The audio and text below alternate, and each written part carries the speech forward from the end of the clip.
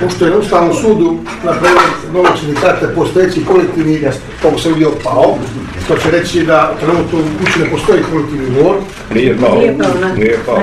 Ali ja ću da sam se gledati, ja povlačim svoj potpis sa tog dokumenta. Pošto se ubjeđujemo sa vladom, evo 3 ili 4 mjeseca, čija je to nadležnost, dakle nema razumijevanja da se to uradi, pratili su nas sa Ministarstvo kulture, ni od njih nema odgovora još, ja povlačim taj potpis, obavještavam vas da povlačim svoj potpis sa tog dokumenta. Evo, samo sam htio, samo ovo slago se rekao da sam se... Nemam uopšte želju da ja povlačim taj potpis, obavještavam vas da povlačim svoj potpis sa tog dokumenta. Ja povlačim taj potpis, obavještavam vas da povlačim svoj potpis sa tog dokumenta. Ja povlačim taj potpis, obavještavam vas da povlačim svoj potpis sa tog dokumenta.